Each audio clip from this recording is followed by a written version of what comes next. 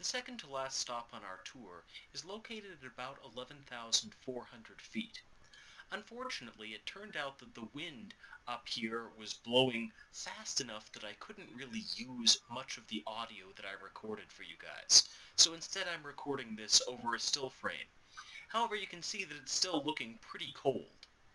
Up here at the upper end of the subalpine zone, we're just below the elevation of tree line in Colorado. And so we're seeing a zone known as Krummholz, or crooked wood. The trees behind me here are actually the same species, the Engelmann spruce and subalpine fir, that we saw in the subalpine zone. However, they're growing with a very, very different growth pattern. These trees are only about as tall as I am. Now, you might initially think that that's because these are very young trees or they're just recovering from some sort of major disturbance, but in fact, this is about as high as these trees get.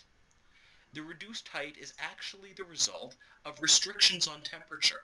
The annual temperature at this elevation is just at the lower limit of what these trees can tolerate. And so we see these trees growing not as upright trees, but more in the form of shrubs, nestling in wherever they can find shelter from the cold winds and abrasive ice crystals that would otherwise keep them from growing at this altitude. They'll find that shelter behind rocks, behind other trees. There's a reason why you'll often see these Krummholz growing in clumps or ribbon-like bands across a hillside. And another reason why they frequently grow at these low heights is because it keeps them under the surface of the snow during winter conditions. The snow actually provides quite a bit of insulation.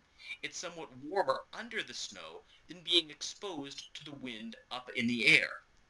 Occasionally, you'll see the odd trunk or what's called a flag tree taking more of the profile of a more customary tree, but those are quite rare.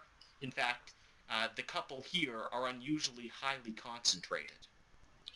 So this Krummholz is really the uppermost limit of where we'll see trees growing here along the Front Range.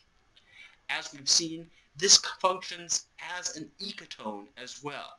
Not a strict tree line, but a slow transition between consistent forest and no tree growth at all, over a range of a few hundred vertical feet of elevation.